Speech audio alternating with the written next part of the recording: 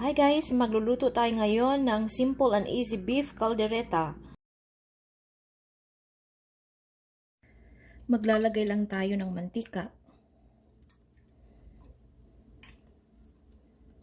Mga 1 tablespoon. Then, unahin natin yung carrots at saka patatas. I-brown lang natin siya konti. I-brown natin both sides. Then, baliktarin natin. Then, kunin na natin siya. At isunod natin yung ating beef.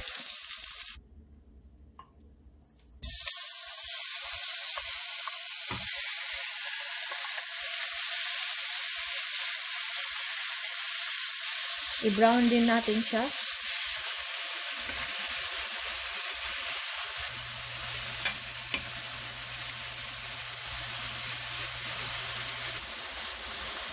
Then, kukunin natin siya ulit. Igisa natin yung ating sibuyas at bawang.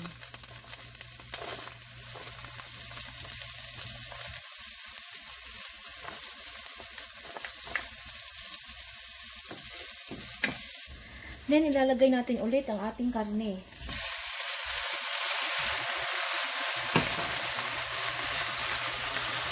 Lagyan ng 2 cups of water. Takpan natin siya hanggang lumambot yung ating karne. Medium heat lang yung ating apoy para dahan-dahan yung pagkaluto ng ating beef. Hindi pa siya malambot, so hayaan muna natin siyang takpan hanggang lumambot yung ating karne. Then, ilalagay na natin ang ating tomato paste. So, i-check nyo lang if malambot na yung karne.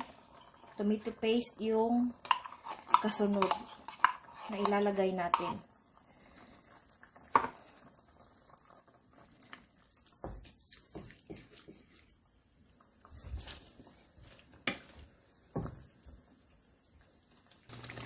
Timplahan na rin natin siya. Pwede kayong gumamit ng beef bouillon.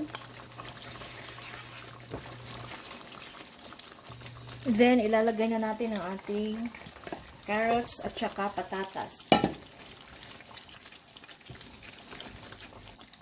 Lagyan natin ng black pepper.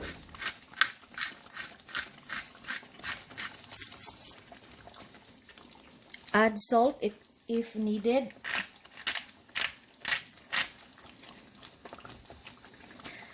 Timplahan nyo lang according to your taste. Then, takpan natin siya ulit hanggang lumambot yung ating patatas at saka carrots. If malambot na yung ating patatas at saka carrots, ilalagay na natin ang ating peanut butter.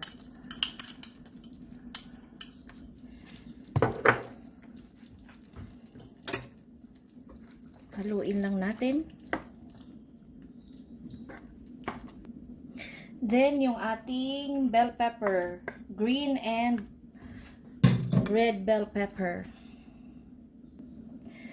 Takpan natin siya ulit for another 3 minutes. Yan na guys, ang ating simple and easy beef caldereta. Sana may tunan kayo. Ready to serve na siya. At maraming salamat sa inyong patuloy na panonood sa aking cooking videos. Hanggang sa susunod. Mag-iingat po tayong lahat at God bless us all.